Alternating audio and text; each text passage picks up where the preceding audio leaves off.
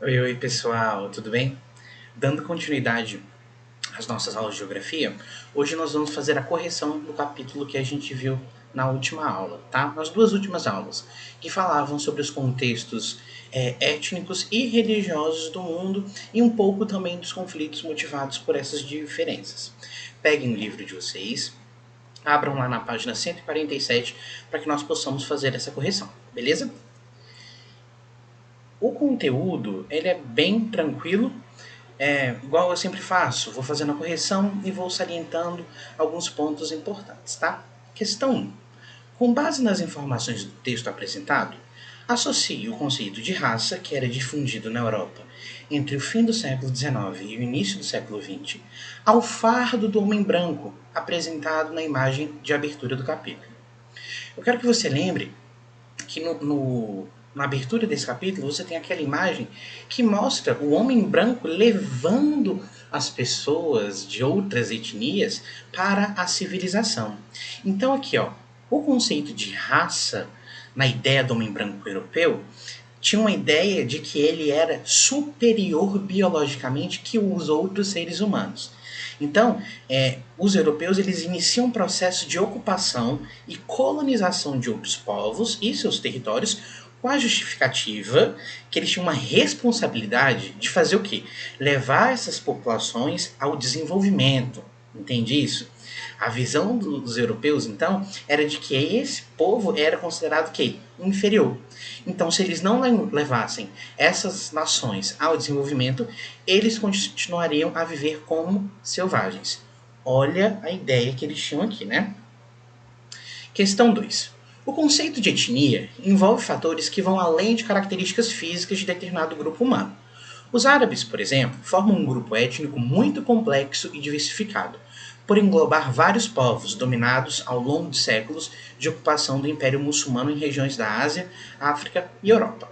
Explique com base na leitura do texto quais são as características do grande grupo étnico árabe, tá?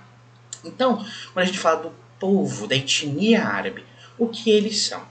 Quando a gente pensa nisso, o que caracteriza o árabe como árabe, nós temos o aspecto religioso. A maioria dos árabes seguem o islamismo. O idioma é o árabe, que é a língua oficial do Islã, e também os costumes e as tradições desses povos vão fazer com que eles sejam caracterizados como árabes, tá?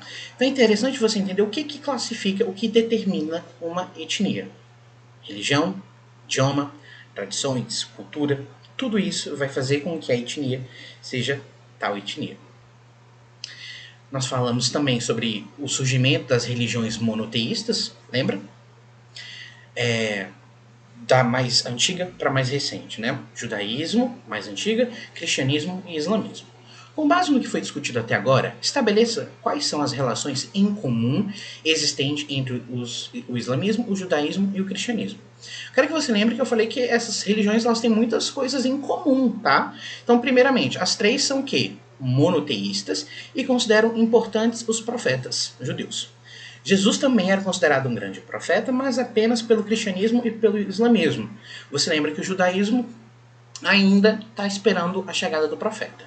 Além disso, a personagem que aparece no texto bíblico, como o arcanjo Gabriel, também é citado no Alcorão, livro sagrado muçulmano. E todas elas surgiram ali na região do Oriente Médio. Então, elas têm bastante aspectos em comum. Seguindo aqui, falamos sobre os sunitas e os xiitas. Então aqui, a partir da morte do profeta Maomé, os muçulmanos se dividiram em dois grupos islâmicos.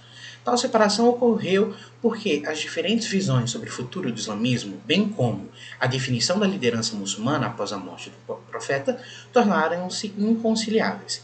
Baseado nessas informações, explique quais são essas visões e por quais motivos elas surgiram. Então aqui nós temos os xiitas, primeiramente. Eles acreditavam que o sucessor deveria ter um parentesco sanguíneo com o profeta, devendo então ser esse carinha aqui que era primo e genro do Maomé.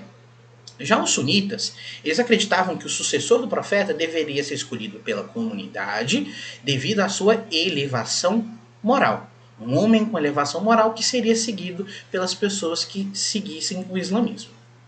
Questão 5. Para entender que Maomé Foi mais do que um profeta que criou uma nova religião? A força e o respeito adquirido por ele entre as pessoas que acreditaram em suas palavras permitiram ao profeta obter poder político, além do respeito espiritual. Com base nessas informações, quais foram as consequências desse prestígio que Maomé desfrutava em relação ao território da região onde vivia? Eu quero que você lembre que eu comentei com vocês que Maomé ele era tanto um profeta quanto um político, tá? Ele era um líder de um império. Então, além de ser profeta, ele também foi um líder político e militar que conseguiu criar o Império Árabe, o qual se ampliou da Arábia Saudita para o oeste, chegando ao norte da África e até a Espanha, além de expandir para o leste da Ásia interior, chegando a outras porções da Europa nas proximidades da Rússia. Então você percebe que além de ter a questão religiosa, tinha a questão política e de conquistar todos esses territórios. Seguindo aqui, nós temos as questões objetivas, tá? Então, nós temos um poema aqui que fala sobre o fardo do homem branco. O poema desse escritor inglês, nascido na Índia durante a dominação inglesa, denuncia o inútil sacrifício civilizatório europeu. Então, aqui mostra que, na verdade, o ato do homem branco, o fardo do homem branco que os europeus acreditavam que era o correto, foi marcado pela morte, foi marcado pela destruição dos povos que estavam sendo colonizados. Questão 7. Recitar o credo a Deus, o seu profeta, orar 5 vezes por dia, dar esmola aos pobres, jejuar no mês do Ramadã e peregrinar pelo menos uma vez na vida para a cidade sagrada de Meca são preceitos revelados a Maomé pelo anjo Gabriel, segundo o entendimento dos muçulmanos. Todas essas características falam sobre a religião muçulmana. Questão 7, fala sobre o país localizado no Oriente Médio. O país descrito está indicado no mapa pelo número 3, tá? Ok? Península Desértica, considerado berço do islamismo. Anualmente, grandes migrações temporárias com milhões de peregrinos dirigem-se a Meca. Meca é aquele lugar que as pessoas precisam ir para terem uma visão de que é um lugar sagrado. Então, a gente está falando da Arábia Saudita aqui. Questão 4 fala sobre a divisão dentro do islamismo, que é entre sunitas e xiitas, que eu já expliquei na questão anterior, na questão acima, perdão. Falando sobre Maomé, sobre a realidade apresentada no texto, assinale a alternativa correta. A principal influência que Maomé sofreu do judaísmo e do cristianismo foi a crença do monoteísmo. Todas elas são religiões monoteístas que acreditam em apenas um Deus. Choque de Civilizações é o título de autoria do cientista norte-americano Samuel Huntington, no qual são identificados conjuntos civilizacionais e seus possíveis enfrentamentos, conforme ilustrado no mapa abaixo. A partir da análise do mapa, outro título adequado às ideias de Samuel Huntington é O mundo ocidental está em risco. Por quê? Porque as outras etnias, as outras culturas afetariam e ameaçariam o desenvolvimento do Ocidente. Questão 7. Um dos grandes desafios do século XXI para tornar o mundo melhor é o de aprender a conviver com outros, aceitar e respeitar os que são diferentes na cultura, na religião, nos costumes, na sexualidade. A intolerância, os preconceitos, as discriminações e o racismo, no entanto, vem crescendo. Sobre esse assunto é correto afirmar? Alternativa B. O racismo consiste numa tendência a desvalorizar certos grupos étnicos, sociais ou culturais, atribuindo-lhes características inferiores e manifesta-se na segregação e rejeição de valores culturais. Beleza, pessoal? Tranquilo esse conteúdo. Espero que tenha ficado tudo muito claro. Qualquer dúvida, deixe nos comentários que assim que possível eu respondo. Um abraço para vocês e até a próxima. Tchau, tchau.